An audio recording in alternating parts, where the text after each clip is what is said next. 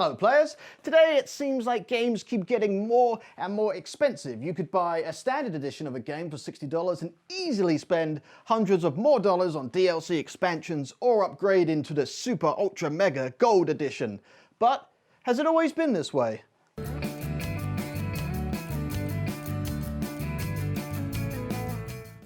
We need to start by hopping in our DeLorean and going back to the 70s.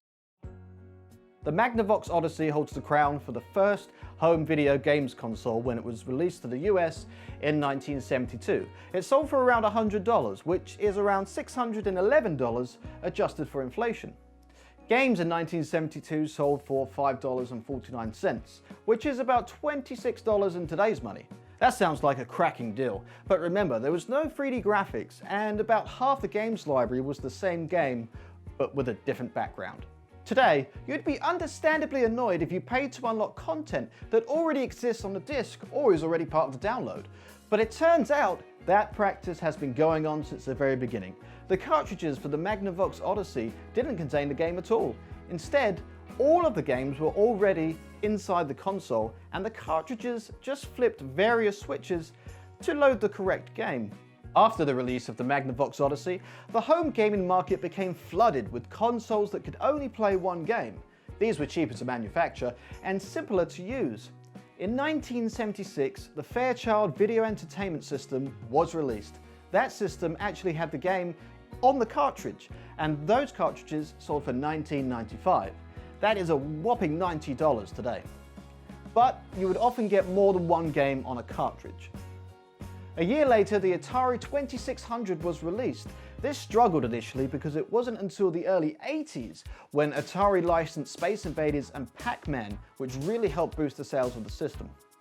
The average price of those games back then was $24, about $70 today.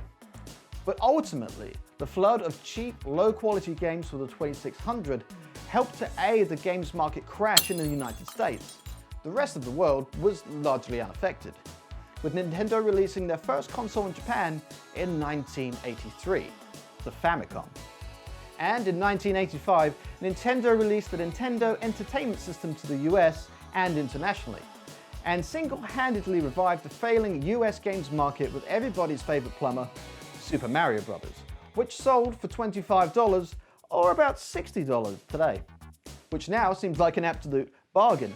Game prices stayed relatively stable until the 16-bit era came along, which saw the price jump to $50 for games like Street Fighter and Toe Jam & Earl, which again is over $90 today. The mid-90s gave rise to the PlayStation, with games selling for $60 or just shy of $100 today. But disc-based games could often be found discounted if you waited a little bit after launch. The rental market at the time was huge. Renting and borrowing games became the preferred way to play for a lot of people. By the end of the 90s, the price of disc-based games had fallen, but some Nintendo 64 cartridges even reached as high as $80, a wallet-shattering $112 today. That's almost as much as Mortal Kombat if, you want all the characters. Games were around $40 to $50 for much of the early 2000s and stayed that way till the tail end of the PlayStation 2 and Xbox. But in 2006, when the PS3 and Xbox 360 were released, the game price reset for AAA titles back to $60, which is still about $76 today. And new game prices have stayed around $60 pretty much ever since. Each year with inflation, that $60 becomes less and less valuable to game publishers. Today, with digital distribution in all of those digital game stores, the average price of a game has fallen heavily. But a new AAA game can still fetch around $60 quite easily. Of course, it will likely be extremely discounted if you wait a year or so. So adjusted for inflation, a game in 1995 would have cost $100 today.